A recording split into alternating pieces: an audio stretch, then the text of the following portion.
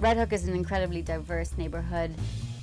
We have many people down here that make things. Glass makers, we have woodworkers, we have designers, we have architects, people that have created a career and are sustaining their lifestyle through hands-on making. This summer we're going to be launching a pop-up makerspace in Coffey Park, and we're going to be working with 40 to 50 young people between the ages of 6 and 12. From the surrounding neighborhood, specifically young people that are working from an underserved community.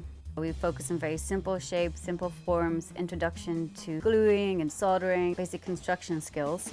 We'd like to raise between $5,000 and $6,000. The money that we raise will be used to set up the space with the basic materials that we need, tooling, some glue guns, some glue sticks, some soldering irons. Our program is essentially working towards making makers.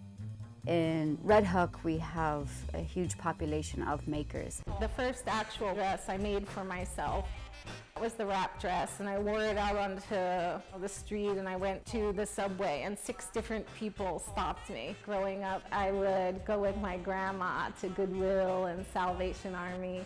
That had a big effect on how I perceive fashion.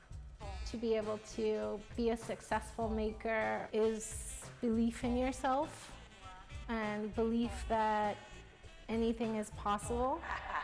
I think what children get from learning how to make things is a thought process that they don't normally get by doing other things.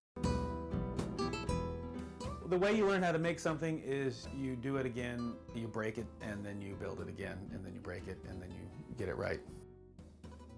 The most important thing I've learned about making things is probably patience. It might take a lot longer than you think, and it's a lot harder than you think, but in the end, when you've made something, it's all worth it. I started in construction, framing, and sheetrocking and painting. And from there, I got into hardwood flooring, then into finished carpentry, and then from finished carpentry into cabinet making.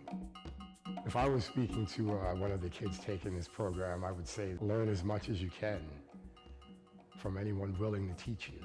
I took a course that was technical theater, and it introduced me to shop and woodworking. I was at a point where I really couldn't go any further on my own, and I was seeking someone to teach me things that I didn't know. I didn't learn how to make anything until I went to college. I just imagine how much further along I would be if I would have had the kind of mentoring that the Makerspace project provides. My favorite part about doing this for a living is that I get to come up with my own ideas, that I'm not sitting in someone's office or sitting in a store where someone comes and tells me, okay, today you're going to do this. This is Brooklyn Motor Works, and we build custom motorcycles. When I was a little kid, I ripped everything to pieces. I destroyed every toy I ever had, and I tried desperately to put them back together. Sometimes it worked, sometimes it didn't. Making is not as accessible today as it once was. We're not a society of industry so much as we were in the past. When you make something, it's yours, and it stays with you forever, even if you give it away. I hope that what kids get out of this is an understanding that the world extends beyond the iPad. I decided to move forward and put a program like this together because I think there's a lot of young people don't get access to making things. We're going to introduce young people to real skills they can apply to careers in the future.